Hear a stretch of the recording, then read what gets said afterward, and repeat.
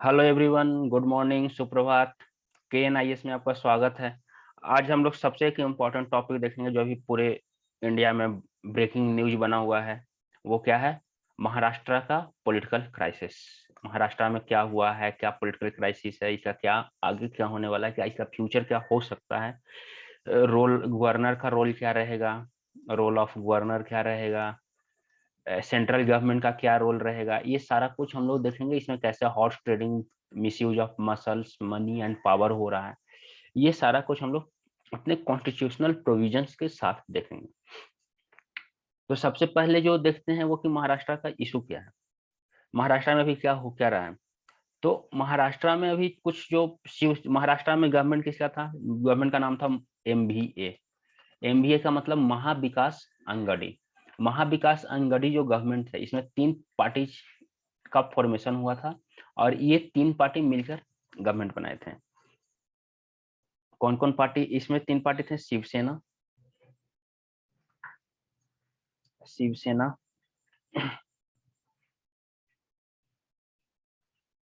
कांग्रेस और nationalist Congress party, राष्ट्रवादी Congress party. तो ये 3 गवर्नमेंट मिलकर जो 2019 में इलेक्शन हुआ था उसमें ये बनाए थे। और अपोजिशन में था बीजेपी। बीजेपी लार्जेस्ट, वो लार्जेस्ट सिंगल पार्टी था, 104 और 5 सीट्स उसके थे। तो इससे पहले 2019 में भी एक इशू हुआ था इन लोग का। 2019 में क्या इशू हुआ था? 2019 में ओवरनाइट, यानी कि सुबह मॉर्निंग 5 o'clock में देवेंद्र फडणवीस जी CM का ओथ ले लिए थे। उसमें एक्चुअली क्या हुआ था कि किसी के पास टोटल मेजोरिटी नहीं था। पार्लियामेंट, विधानसभा जो था वो हंग हो गया था। हंग का मतलब किसी के पास मेजोरिटी नहीं था, तो प्रेसिडेंट रूल इम्पोज कर दिया गया था आर्टिकल 356 के अंडर में। लेकिन all of a sudden government जो था, प्राइम मिनिस्टर रूल 12 जो एक स्पेशल रूल होता है, इमरजेंसी रूल है, ट्रांजैक्शन ऑफ बिजनेस रूल 1961 के अंडर में, इसमें वो किसी भी टाइम प्रेसिडेंट रूल को प्रोवोक कर सकते हैं। तो इस रूल को यूज करते हुए प्रेसिडेंट रूल को प्रोवोक करके देवेंद्र फडणवीस को CM पोस्ट के ओथ दिलवा दिया गया था। और एनसीपी के नेता जो थे अजीत पवार, जो अभी भी डिप्टी CM वहां के हैं, उनको डिप्टी CM, और वो यानी कि वो डिफेक्ट कर गए थे, डिफेक्शन हुआ था। लेकिन उसके बाद पॉलिटिकल चेंजेज हुआ और वापस फिर से उद्धव ठाकरे CM बने। उस समय प्रेसिडेंट रूल पे बहुत हंगामा हुआ था। गवर्नमेंट जो था कि बोला गया कि सेंट्रल गवर्नमेंट हमें टाइम नहीं दे रहा, हम गवर्नमेंट को फॉर्म करने का, वगैरह वगैरह, ये सारा इशू हुआ था। लेकिन बाद में फिर से गवर्नमेंट बना। तो अभी करंट में जो इसका इशू है, अगर करंट इशू देखें तो इसके बाद करंट क्राइसिस क्या है? पिछले बार जो 2019 का इशू जो था, 2019 में राष्ट्रवादी कांग्रेस पार्टी, एनसीपी के कुछ विधायक चले गए थे। इस बार क्या हुआ है? करंट क्राइसिस जो है, इसमें शिवसेना के जो एकनाथ शिंदे नाम के एक लीडर हैं, वो अपने साथ लगभग 45 विधायक को लेकर, शिवसेना का टोटल स्ट्रेंथ यहाँ पे 55 है, और इसमें से लगभग 35 MP जो MLA जो हैं, वो एकनाथ शिंदे के साथ कहीं और चले गए हैं, जिसको बोला अभी आजकल बोला जा रहा है क्या, रिसोर्ट पॉलिटिक्स। यानी कि वो पहले सूरत गए, सूरत से वो कहाँ चले गए? गुवाहाटी। तो अभी अभी जो इनकी गवर्नमेंट जो है वो ये कर रही है कि इन पे एंटी डिफेक्शन लॉ लगा दिया जाए। तो क्या एंटी डिफेक्शन लॉ एप्लीकेबल होगा? तो 2003 में जो 91st अमेंडमेंट हुआ था एंटी डिफेक्शन लॉ का, उसके अनुसार अगर 2/3 में 2/3 मेंबर आपके पार्टी से निकलते हैं और अब जाकर वो दूसरे के साथ मर्ज कर जाते हैं, तो ये एंटी डिफेक्शन लॉ एप्लीकेबल नहीं होगा। तो MLA जो है शिवसेना के 37 MLA अगर बाहर हो जाते हैं, तो वो एक अलग पार्टी बना सकते हैं, जो कि अब उनके ऊपर एंटी डिफेक्शन लॉ एप्लीकेबल नहीं होगा। लेकिन आप जानते हो कि एंटी डिफेक्शन लॉ का फाइनल डिसीजन कौन लेता है? स्पीकर।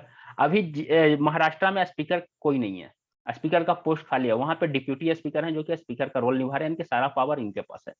तो अभी 2 दिन, एक कल ही ये क्या किए हैं, शिवसेना के 12 विधायक जो है, शिवसेना कंप्लेन किया कि हमारे 12 विधायक को आप डिस्क्वालीफाई कर दो।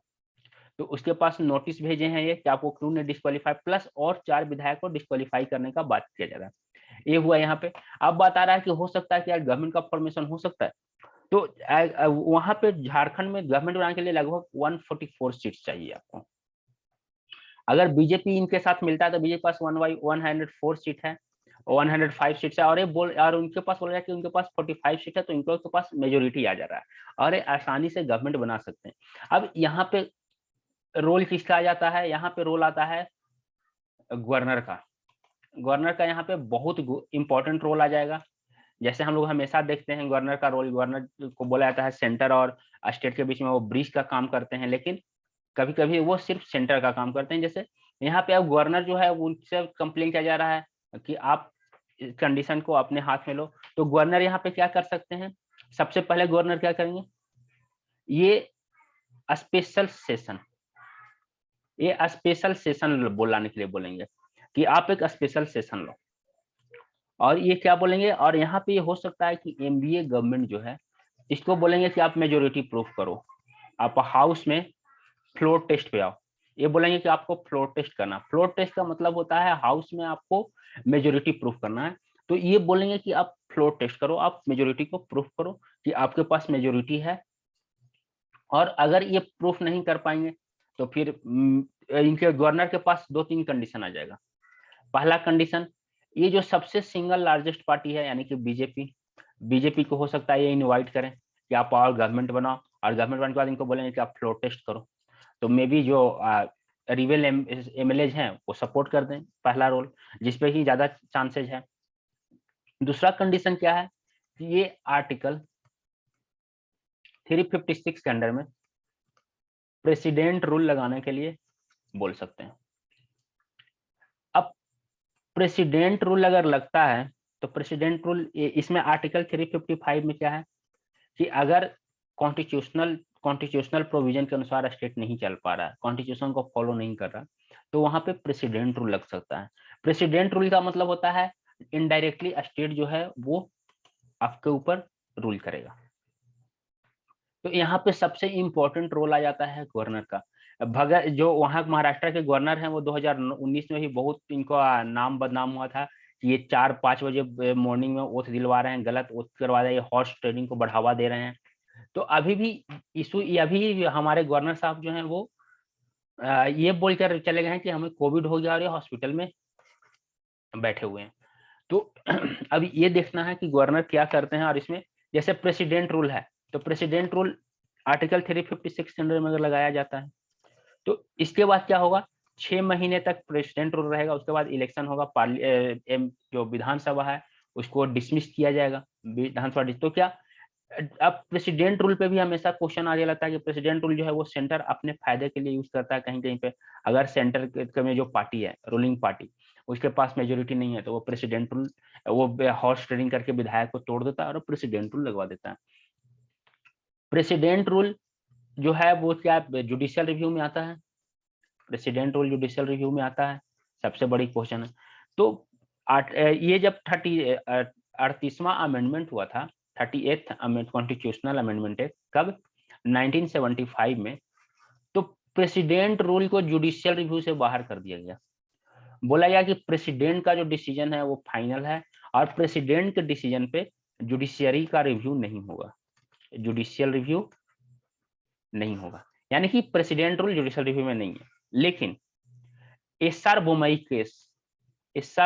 केस आया 1994 में, इसमें सुप्रीम कोर्ट बोला कि नहीं, प्रेसिडेंट रूल अब जुडिशियल रिव्यू में आएगा, जुडिशियल रिव्यू होगा। तो करंट स्टेटस क्या है प्रेसिडेंट रूल का कि प्रेसिडेंट रूल जुडिशियल रिव्यू में आता है।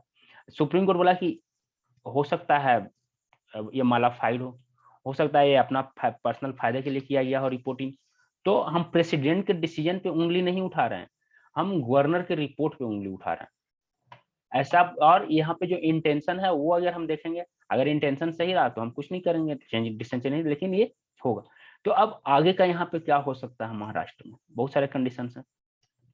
सपोज वो 45 जो एमएलए जो हैं, इन 45 एमएलए को डिस्क्वालीफाई कर दिया गया, तो वहाँ जो टोटल स्ट्रेंथ जो है महाराष्ट्र लेजिस्लेटिव असेंबली का वो कम जाएगा। अगर मान लो कि वहाँ 288 है तो वहां से 45 जो है वो कम हो गए, तो वो बहुत कम पे आ जाएगा ये। तो इससे क्या होगा, अब जैसे अब मान लो कि इसमें से 45 कम गया तो कितना बचा, 243, ठीक है। बीजेपी के पास 105 है, तो यानी कि इसके पास टोटल, इसको दो दो अभी ये भी नहीं बना सकता, यानी कि पार्लियामेंट क्या हो जाएगा, फिर से असेंबली क्या हो जाएगा, हंग हो जाएगा। अगर ये बीजेपी किसी तरह से और विधायक को मिला लेता है तो ये मे भी गवर्नमेंट बना सकता है, नहीं तो ये सिंगल लार्जेस्ट पार्टी है, तो नियम अनुसार जो सुप्रीम कोर्ट नियम बनाया था उसके अनुसार सबसे पहले सिंगल लार्जेस्ट पार्टी को इनवाइट किया जाएगा गवर्नमेंट बनाने के लिए। अगर ये गवर्नमेंट नहीं बना पाएगा तो अगर कोई कोएलिशन है जो लार्जेस्ट है तो उसको इनवाइट किया जाएगा और उसे बोला जाएगा कि आप गवर्नमेंट बनाओ। और अगर कोई गवर्नमेंट नहीं बना सकता है तो लास्ट में प्रेसिडेंट रूल के लिए रिकमेंड किया जाएगा कि यहाँ पे कोई भी गवर्नमेंट बनाने के कंडीशन में नहीं है, यहाँ प्रेसिडेंट रूल लगाया जाए। लेकिन हमारे यहाँ ऐसा होता है कि क्या होता है, गवर्नमेंट जो है वो जो रूलिंग पार्टी का जो रहता है उसको वो इनवाइट करते हैं, और अगर वो नहीं होता तो सीधा प्रेसिडेंट रूल अनाउंस कर देते हैं।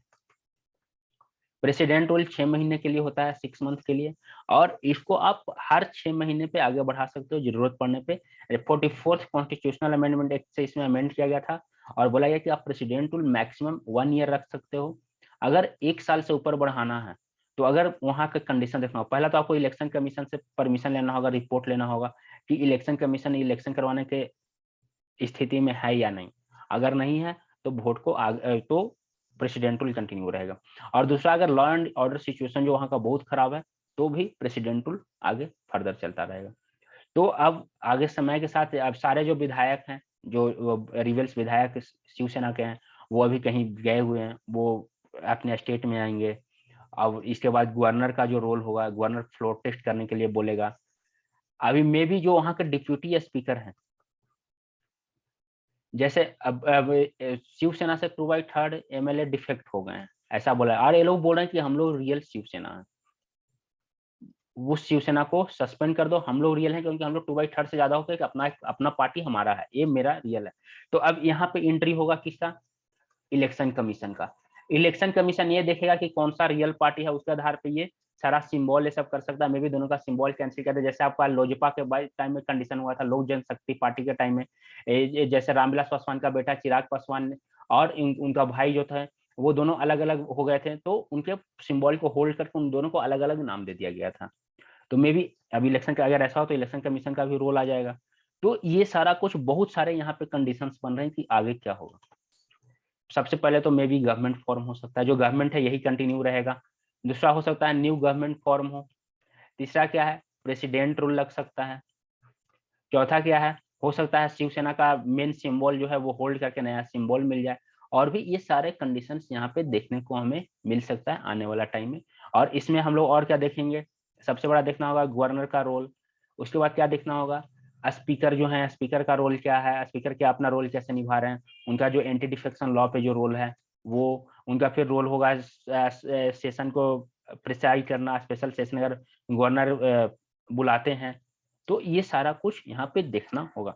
इसी ये हम लोग देखेंगे कि आगे वाले टाइम में क्या यहाँ पे होता है, और इससे हम लोग को बहुत सारे कॉन्स्टिट्यूशन का जो इमरजेंसी प्रोविजंस हैं, प्रेसिडेंट रूल का है, ये सारा कुछ यहाँ पे पता चलेगा कि कैसे क्या हो रहा है। तो यहाँ पे सबसे जो क्रूशियल रोल अभी आने वाला है वो है गवर्नर का।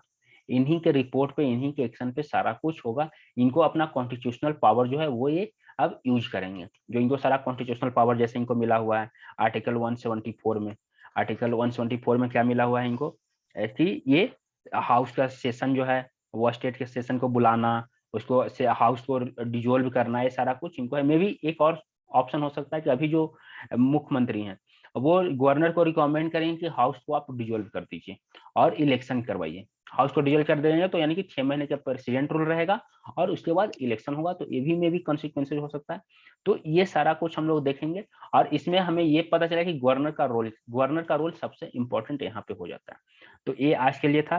तो हम लोग अगले वीडियो में और भी महाराष्ट्र क्राइसिस में ज्यादा डिटेल में देखेंगे कि एक एक को क्या इनका कॉन्स्टिट्यूशनल प्रोविजन है, सारा कुछ हम लोग यहाँ पे देखेंगे।